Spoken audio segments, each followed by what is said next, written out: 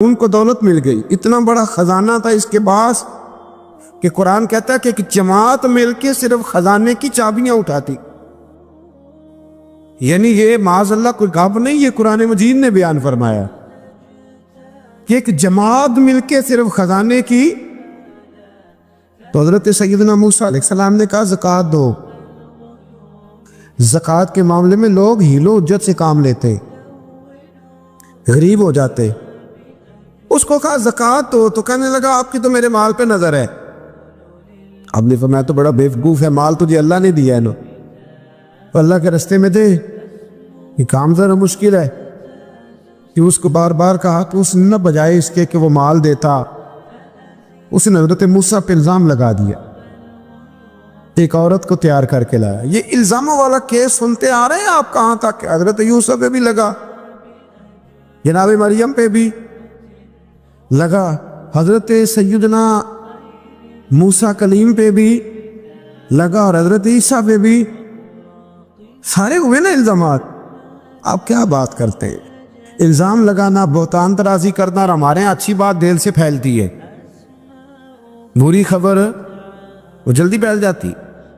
ایک عورت کو تیار کر کے لایا معاذ اللہ تعالیٰ حضرت موسیٰ پر الزام لگانے کے لیے. اور جب وہ بی بی آپ کے سامنے لا کے کھڑی کی تو حضرت موسیٰ نے جلال فرمایا تجھے قسم ہے اللہ کی عزت کی، سچ سچ بتا معاملہ کیا ہے. تو وہ خاتون کانپنے لگی، کہنے لگی میں موسیٰ کلیم کے سامنے کیسے کھڑی ہو سکتی؟ مجھے تو اس نے پیسے دے کے تیار کیا، مجھے اس نے مجھے پیسے دے کے تیار کیا، اور بڑی اس نے مجھے تکلیف دی ہے.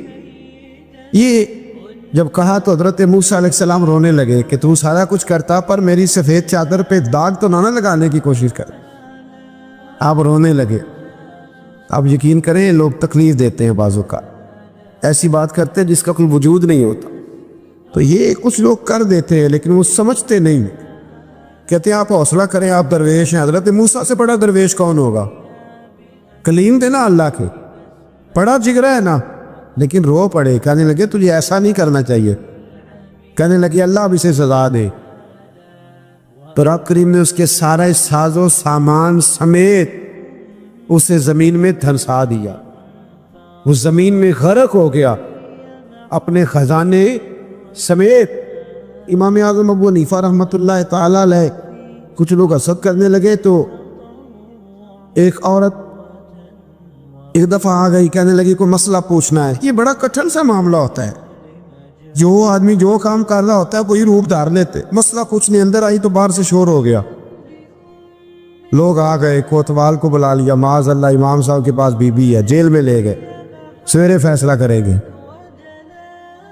رات کو نا ساری رات امام اعظم نے نماز پڑھی، ساری رات، اور کہنے لگے اللہ اب تو میں بوڑھا ہو گیا، اس حال میں اب ان سوالوں کا جواب دوں گا. وہ عورت بھی ساتھ بند تھی، اس عمر میں ان سوالوں کے جواب یار بڑا مشکل ہوتا ہے. اللہ اکبر. اس عمر میں امام صاحب رو رہے تھے تو اس عورت کا دل نرم ہو گیا. امام صاحب سے کہنے لگی مجھے غلطی ہو گئی، میں نے پیسے کسی سے پکڑ لیے تھے. حضور آپ تو اللہ کے نیک بندے. امام صاحب کہنے لگے اب ایک نیکی کر، کوتوال سے کہہ کہ مجھے کوئی تکلیف ہے تو میں دوا کھا کے واپس آ جاؤں گا. تو وہ کوتوال تو پہلے ملا ہوا تھا، اس نے اس کو کہا کہ مجھے کوئی تکلیف ہے میں گھر جاتی ہوں، دوا کھا کے واپس. امام صاحب نے سمجھا دیا. وہ گئی تو جو برقع اس نے پہنا ہوا تھا نا نقاب، ساری عورتیں وہ جا کے نا اس نے امام صاحب کی بیوی کو دیا. امام صاحب نے اس کو سمجھا کے بھیجا تھا. وہ برقع گھر لے گئی اور جا کے زوجہ کو ساری بات سنائی. وہ دوائی کھانے گھر چلی گئی اور زوجہ برقع پہن کے تھانے آ گئی. سویرے قاضی کے سامنے بھیج ہوئے تو کہنے لگا جی آپ اتنے بزرگ ہو کے عالم ہو کے بیوی کے ساتھ اکیلے. فرمایا میری بیوی ہے تو میں نے اکیلے ہی ہونا تھا اس کے ساتھ، اور کسے ہونا تھا؟ جناب آپ کی بیوی. فرمایا بلاؤ میرے سسر کو، اور بلاؤ محلے کی 10-12 عورتوں کو بھی دیکھ لے. انہوں نے دیکھا تو امام صاحب کی بیوی نکل آئی. وہ جتنے تھے نا الزام لگانے والے وہ اب غور سے دیکھ رہے تھے. تو ایک کہنے لگا امام صاحب سے یہ کیا ہوا؟ فرمایا قرآن ہے وَتُعِزُّ مَن تَشَاءُ وَتُذِلُّ مَن تَشَاءُ. یہ قرآن ہے. ہونا کیا تھا؟ رب نے اپنا وعدہ سچا کر کے دکھایا ہے. تو اس نے بھی الزام لگایا، پھر سزا یہ ملی کہ وہ ہمیشہ کے لیے زمین میں دھنستا۔ دولت کون دیتا ہے؟ اللہ دیتا ہے نا، تو اگر اللہ کہے تھوڑی سی واپس بھی کرو، بندیاں دے خرچے بات جانتے تھے، تھوڑی سی واپس مانگ لے تو ہاتھ تنگ ہو جاتا ہے۔ کہ خاتون نے ایک دفعہ مجھے پیغام دیا تو میں بڑی اس کی بات سن کے مجھے عجیب لگا۔ وہ کہنے لگی کہ دوسری جگہ میری شادی ہوئی ہے، مجھے طلاق ہو گئی تھی، تو مجھے ایک تانا روز سننے کو ملتا ہے، تو اتنی اچھی ہوتی تو وہاں نہ رہ لیتی۔ تو بھئی یہ کوئی تانے والی بات ہے؟ کو ضروری ہے کہ بیوی غلط ہوتی ہے تو طلاق ہوتی ہے؟ اللہ کے محبوب علیہ السلام کی 2 صاحبزادیوں کو ابو لہب کے 2 بیٹوں نے طلاق بھیج دی تھی، کس کی غلطی تھی؟ تو آپ کیا کہہ سکتے ہیں یہاں کیوں طلاق؟ تو اتنی جلدی بات تھوڑی کر دیں گے آپ، تھوڑی احتیاط فرمائیں بولنے۔ حضرت عبداللہ ابن عباس فرماتے ہیں میرے نبی پاک علیہ السلام نے میری تربیت فرمائی، اور محبوب پاک علیہ السلام نے فرمایا عبداللہ یاد رکھنا، یہ نوجوان دوست میری بات لکھ لیں، پریشان لوگ میری بات لکھ لیں، جن کے پاس قوت فیصلہ نہیں وہ اس بات کو لکھ لیں۔ حضرت عبداللہ ابن عباس فرماتے ہیں میرے نبی پاک علیہ السلام نے مجھ سے فرمایا تھا عبداللہ سن، اگر ساری دنیا مل کے تیرا کوئی نفع کرنا چاہے کر نہیں سکتی جب تک میرے رب کی رضا نہ ہو، اور فرمایا ساری دنیا مل کے تیرا کچھ بگاڑنا چاہے تو عبداللہ بگاڑ نہیں سکتی جب تک رب کریم کی حکمت کا تقاضا نہ ہو۔ لوگوں سے ڈرنا، لوگوں کی طرف دیکھنا، ماحول دیکھ کے اپنے راہ کا تعین کرنا، ہر بندے کے خیالات کے مطابق ڈھلنے کی کوشش کرنا، فلانا نہ ناراض ہو جائے، فلانا نہ ناراض ہو جائے، اور جس نے ہونا ہو جائے، بس رب رسول ناراض نہ ہو۔ اپنی زندگی میں اپنے مالک کو مولا جان کے، بل اللہ مولاکم، اللہ تمہارا مولا ہے، وَهُوَ خَيْرُ النَّاصِرِينَ، وہ بہترین مددگار ہے۔ توجہ جب بھی کریں رب کی جانب کریں، اپنے دل کا قبلہ درست رکھیں، سوچوں کے زاویے سیدھے رکھیں۔ میرے بھائی، مالک جب بندوبست کر دے نا، جب مالک بندوبست کر دے، پھر ایسا بندوبست کرتا ہے کہ لوگوں کے پاس نا چارہ نہیں رہتا۔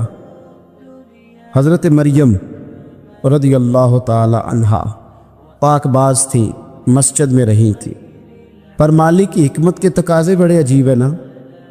پھر جناب مریم کو اللہ تعالیٰ نے بغیر شوہر کی اولاد عطا کر دی۔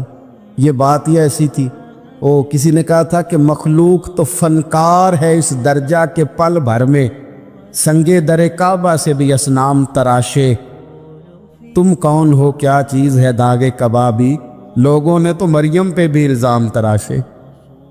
تو لوگوں نے کہا کدھر سے لے آئی بچہ، تیرا باپ تو ایسا نہیں تھا، کہاں سے لے آئی؟ اللہ کرے میں آپ کو سمجھا سکوں، ذرا اپنے آپ کو وہاں کھڑا کریں کہ ایک پاک باز عورت، پاک باپ کی بیٹی، طیب ماں کی بیٹی، اور اللہ کے گھر میں پرورش پانے والی خاتون، ایک وہ وقت اور ایک یہ وقت کہ اس عورت کو کٹہرے میں کھڑا کر کے پوچھا جا رہا ہے کہ معاذ اللہ تیری گود میں بچہ جائز نہیں ہے، کہاں سے لائی ہے؟ اب خود سے صفائیاں بندہ کتنی کو دے، کتنی کو وضاحتیں کرے۔ اور میں نے تو اپنی زندگی میں دیکھا ہے زیادہ وضاحت دینے والے کو بھی لوگ جھوٹا سمجھنے لگ جاتے ہیں، زیادہ وضاحت دینے پر بھی لوگ کمزوری کا اظہار سمجھتے ہیں کہ کمزور پڑ گئے۔ آپ صلح کی کوشش کرتے ہیں، سامنے والا بزدل سمجھ لیتا ہے، زیادہ وضاحتیں بھی کمزور کر دیتی ہیں۔ اب حضرت مریم کو کٹہرے میں کھڑا کر کے کہا بچہ کس کا ہے؟ تو پھر خدا بندوبست جب کرے، اللہ جب مددگار ہو، تو پھر حضرت مریم کی گواہی درختوں سے نہیں دلوائی، اس نے پتوں سے نہیں دلوائی، پھر فرشتے نہیں بھیجے۔ حضرت مریم کہنے لگی مجھ سے نہ پوچھو، وہ جو پنگھوڑے میں ہے اسی سے پوچھ لو، ان سے پوچھو نا، وہ کون ہے پوچھ لو، ان سے کر لو سوال۔ انہوں نے کب پنگھوڑے میں چند دنوں کا بچہ، یہ جواب دے گا؟ مددگار تھا رب، ان کی برات کا اعلان کرنا تھا مالک نے، اور جب مالک اعلان کر دے، جب مالک تیری صفائی دینا چاہے، جب مالک تجھے دنیا کے سامنے نکھارنا چاہے تو پنگوڑے میں لیٹے حضرت عیسیٰ بول کے کہنے لگے انی عبداللہ آتانی الکتاب، فرمایا میں اللہ کا بندہ ہوں، رب نے مجھے کتاب عطا کر کے نبی بنا کے دنیا میں بھیجا ہے، میں اللہ کا بندہ ہوں، کتاب لے کے آیا ہوں، نبی بن کے آیا ہوں۔ پھر پنگوڑے سے اعلان ہو گیا، پھر بچہ بول پڑا، اور یہ ایک دفعہ نہیں بات ہوئی۔ یہ بنی اسرائیل میں ایک جریج نام کے شخص بھی تھے جو نماز پڑھ رہے تھے، بعض نے لکھا ہے نفل نماز تھی، اماں نے پکارا تو آئے نہیں، تو ماں کے منہ سے نکل گیا تو اتنی دیر تک مرے گا نہیں جب تک کسی بے حیا عورت کا منہ نہ دیکھ لے۔ تو وہ عبادت گزار تھے، لیکن لوگوں نے ان کی عبادت، ریاضت، پرہیزگاری کو نہیں دیکھا، بس ایک عورت کو بھیج کے الزام لگوا دیا۔ وہ عورت آیا جایا کرتی تھی، اب آ جاتی ہیں عورتیں، مسئلہ پوچھنے کی نیت سے بھی آ جاتی ہیں۔ ماحول میں کچھ جگہ ایسی بھی ہیں جہاں عورتیں دم کرانے کے بہانے آ جاتی ہیں۔ وہ خاتون آتی جاتی تھی اس خانقاہ پہ، آستانے پہ، یہ بخاری میں موجود ہے، پھر اس نے کہا میری گود میں جو بچہ ہے یہ انہی کا ہے، مجھے بتائے کیسے بندہ وضاحت دے۔ حالات خراب ہو گئے، لوگ کٹیا جلانے لگے، ماحول اور طرح کا بن گیا۔ میرے نبی پاک علیہ الصلوۃ والسلام فرماتے ہیں پھر اس رب کے بندے نے کہا مالک تو کریم ہے، تیری مشیت کا تقاضا آیا جو میری ماں نے جملے بولے تھے، پر اب میں وضاحت دینے کے قابل نہیں رہا، اب تو ہی کرم کرے گا تو دروازہ کھلے گا۔ تو وہ چند دنوں کا بچہ پنگوڑے میں بول کے کہنے لگا میں اس درویش کا نہیں، میں تو فلانے چرواہے کا بچہ ہوں، وہ جو بکریاں چراتا ہے۔ رب کی مدد کو پکاریں، اپنے ساتھ اپنے مالک کی مدد کو شامل کریں، تھوڑے رزق پر بھی گزارا اچھا ہونے لگ جائے گا۔ سارے لوگ آپ کو گرانے کی تدبیریں کر رہے ہوں گے اور مالک آپ کو عزتیں عطا فرما دے گا، اس کی بارگاہ سے حکمت کا تقاضا اور ہو جائے گا۔ ہم نے ساری زندگی لوگوں کو راضی کرنے میں گزار دی، ساری زندگی بڑھاپا آ گیا بچوں کو پالتے، اور بچوں نے آخری عمر میں کہہ دیا ابا اگر کوئی ڈھب کا کام کر لیتے تو آج ہمارے دن بھی پھر نہ جاتے۔ ساری زندگی گزار دی بہن بھائیوں کو راضی کرنے میں، ساری زندگی گزار دی ذمہ داریاں اٹھانے میں، ان کو 99 دفعہ دیا، ایک دفعہ نہیں دیا تو انہوں نے کہہ دیا تو نے تو کبھی دیا ہی نہیں، تو تھا ہی نہیں۔ ساری زندگی محلے داروں، علاقے والوں کو راضی کرنے میں گزار دی۔ اور میں نے ایسے لوگ بھی دیکھے دین کے لیے وقت گزارا، لیکن جب بڑھاپے میں دانت کام نہ کرتے تھے تو وقت کے مفتیوں کو بھی مسجدوں کی کمیٹیوں نے کہہ دیا اب آپ کی سمجھ نہیں آتی، ہم نے خطیب کو اور رکھنا ہے، نہ دیکھو دنیا کی طرف، دنیا رلا دیتی ہے، نہ راضی کرو بندوں کو، بندے تھکا دیتے، نہ پیچھے بھاگو ہر وقت دنیا داروں کے، یہ انسان کو کمزور کر دیتے ہیں۔ وہ تو کریم ہی بڑا ہے، 2 آنسو زمین پر بعد میں گرتے ہیں، بندے کے گناہ سارے پہلے معاف فرما دیتا ہے۔ اللہ کی مدد کا حصول، اپنے مالک کی مدد کی طرف بڑھنا، آپ کو بدر کی جنگ بھی یہی درس دے گی، آپ کو احد کا میدان بھی یہی سبق دے گا، فتح مکہ بھی یہی سبق دے گا۔ میرے دوستو جب رب مدد فرمائے، جب اللہ مددگار بنے، دوستوں سے ایک بات اکثر کرتا ہوں، میں کہتا ہوں کہ جتنے درد سے آپ امیر کو اپنی کہانی سناتے ہیں نا، اور جس طرح آپ کے آنسو بات کرنے سے پہلے گر جاتے ہیں کہ غریب ہیں، بچیاں ہیں، کاروبار نہیں، او میرے سنگیو، اس سے آدھے آنسو اپنے رب کی بارگاہ میں بکھیرو، اس کے حضور عرض گزار ہو جاؤ، اس سے طلب کرو۔ ایک وقت انسان پر زندگی میں ایسا آتا ہے کہ اسے یوں محسوس ہوتا ہے کہ میرا سایہ بھی ذرا سا پیچھے ہٹ گیا ہے، اسے یوں لگتا ہے کہ میں کسی سہارے پہ ہاتھ ڈالتا ہوں تو وہ بھاگ جاتا ہے مجھ سے، لیکن مالک کی بارگاہ ایسی عظیم بارگاہ ہے، رب رسول کے آستانے اتنے بڑے ہیں کہ آپ جب وہاں کشکول طلب دراز کرتے ہیں تو جھولی پھیلانے میں دیر لگتی ہے، ان کو بھرنے میں تو کوئی دیر نہیں لگتی۔ ہم نے اپنا سوچ کا قبلہ ہی دنیا کو بنا لیا ہے، یہ جو اللہ والوں کی مدد ہے یہ تو ہے نہیں، اللہ ہی کی مدد ہے۔ لیکن یہ جو سیٹھوں کی طرف توجہ کرنا، نوابوں کی طرف توجہ کرنا، دنیا داروں کی طرف توجہ کرنا اور اپنا مزاج اس طرح کا بنا لینا، یارو گردن کو جھکا دیتا ہے خیرات کا پتھر، جہاں میں مانگنے والوں کے سر کبھی اونچے نہیں ہوتے۔ اور اقبال کہتے ہیں غیرت ہے بڑی چیز جہان تگ و دو میں، پہناتی ہے یہ فقر کو تاج سردارا۔ میں عرض کروں گا کہ اپنی آپ جب توجہ کا قبلہ اللہ رسول کو بنائیں گے تو رب فرماتے وَيَرْزُقْهُ مِنْ حَيْثُ لَا يَحْتَسِبُ، میں نہ تجھے وہاں سے رزق دوں گا جہاں سے کبھی تیرا گمان بھی نہیں کیا ہوگا، یہاں سے بھی مل سکتا ہے، تو نے سوچا بھی نہیں ہوگا۔ بخاری شریف میں حدیث ہے، حضرت جابر بن عبداللہ فرماتے ہیں نبی پاک صلی اللہ علیہ وسلم نے نا 300 لوگوں کا ایک لشکر روانہ کیا کسی مہم کے لیے، کسی جہاد کے لیے۔ حضرت ابو عبیدہ بن جراح رضی اللہ تعالیٰ عنہ امیر لشکر تھے۔ فرماتے غربت اتنی زیادہ تھی، بھوک اتنی زیادہ تھی کہ ایک ایک کھجور دن میں ایک وقت کھانے کو ملتی تھی، اور کچھ دن ایسے آئے کہ اب کھجور بھی نہیں مل رہی۔ فرماتے اتنی زیادہ بھوک لگی مجاہدین کو 300 بندہ پتے کھا کے گزارا ہونے لگے۔ یہ بخاری میں موجود ہے۔ آپ فرماتے کہ دریا کے کنارے ہمارا پڑاؤ تھا، ٹھہراؤ تھا، جب بھوک سے نڈھال ہو گئے نا وَيَرْزُقْهُ مِنْ حَيْثُ لَا يَحْتَسِبُ، اللہ وہاں سے روزی دیتا ہے، گمان بھی نہیں ہوتا۔ فرماتے ہیں ایک مچھلی اللہ تعالیٰ نے دریا کے کنارے بھیجی، فرماتے ہیں وہ تھی تو مچھلی پر پہاڑ جتنی تھی۔ بخاری میں لفظ ہیں، حضرت جابر بن عبداللہ رضی اللہ تعالیٰ عنہ فرماتے ہیں 300 آدمی 18 دن تک اس مچھلی کو کھاتے رہے، مچھلی ختم ہی نہیں ہوئی۔ مچھلیاں نہیں، مچھلی کہتے ہیں 18 دن 300 بندہ کھاتا رہا، مچھلی ختم ہی نہیں ہوئی۔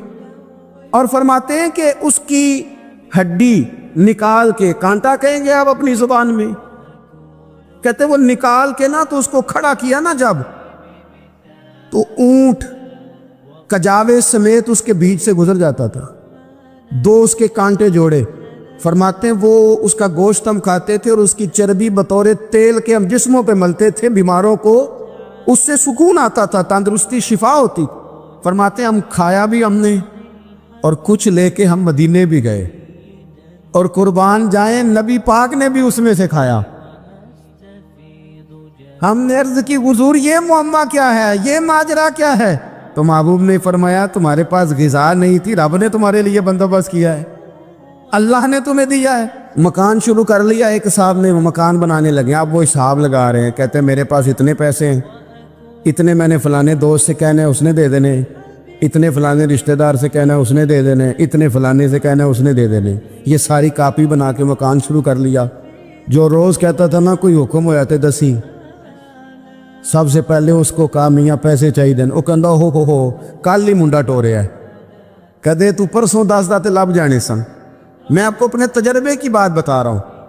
یہ لوگوں کا خیال ہوتا ہے نا کہ آپ سٹارٹ کریں فلانا کام، ہم آپ کے ساتھ ہیں، اللہ کا ہی کوئی نظام ہے، وہ بالکل بھی نہیں ساتھ ہوتے۔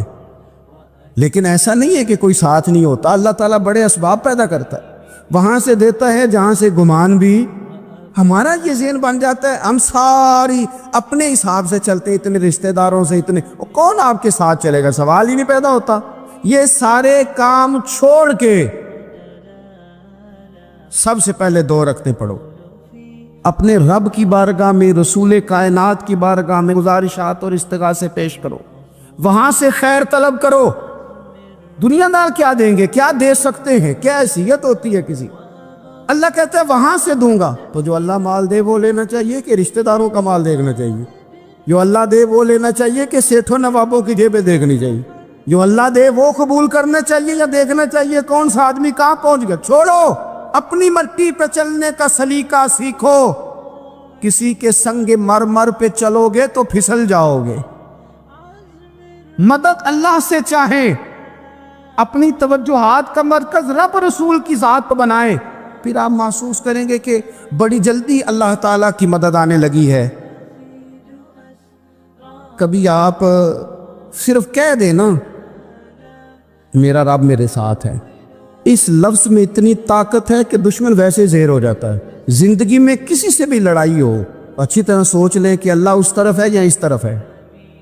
اگر آپ زیادتی پہ ہیں تو پھر رب مظلوم کی جانب ہے. اگر اللہ کی مدد آپ کے ساتھ ہے تو دنیا کی کوئی طاقت آپ کو گرا نہیں سکتی. اور اگر آپ مظلوم کے مقابلے میں ظالم بن کے آپ کھڑے ہو گئے ہیں اور آپ نے رویہ وہ اختیار کیا ہے کہ جس میں مدد نہیں آئے گی, تو پھر یاد رکھ لیں کہ آپ کوئی بھی ہیں, کہاں بھی ہیں, آپ کمزور ہیں.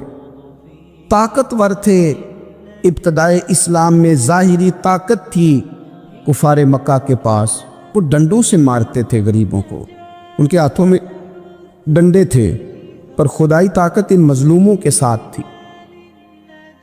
صاحب زرقانی نے لکھا ہے حضرت زنیرہ رضی اللہ تعالیٰ عنہ ایک لونڈی ہیں, غریب ہیں, ماڑے دا کی کام محمد نس جانا یا رونا, غریب سادی بی بی اور لونڈی کنیزہ, ایک مشرک کی کنیزہ تھی, انہوں نے کلمہ پڑھ لیا, وہ ڈنڈوں سے مارتا, دروں سے مارتا, تکلیف دیتا. حضرت زنیرہ رضی اللہ تعالیٰ عنہ کو اتنا مارا, اتنا مارا. اب آپ ایک اور پہلو پر بھی غور کریں, مار بھی پڑ رہی ہے پر خدا ادھر ہی ہے, اللہ کی مدد ادھر ہی ہے.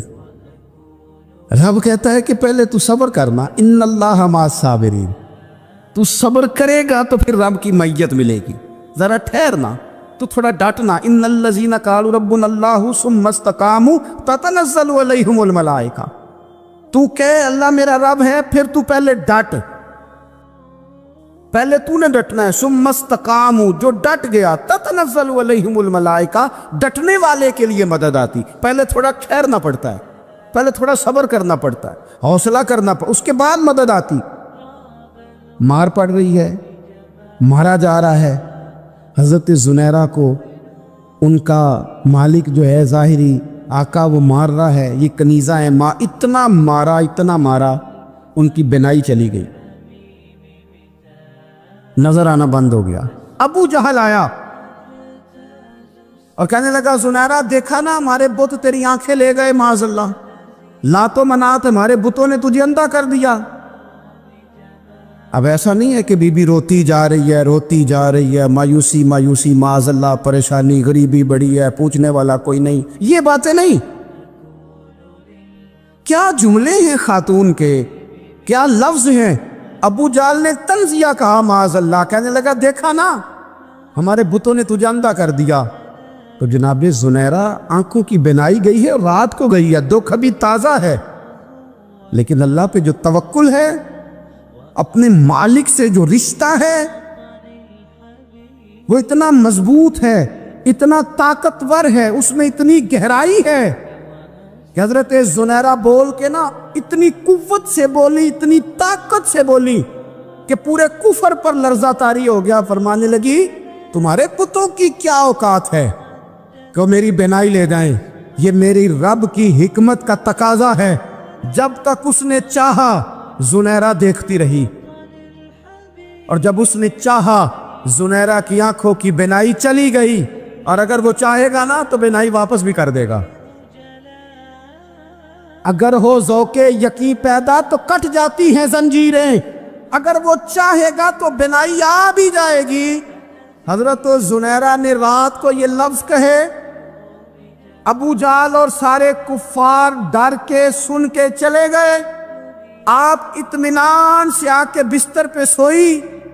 جب سویرے اٹھی تو اللہ نے آنکھوں کی روشنی واپس کر دی تھی.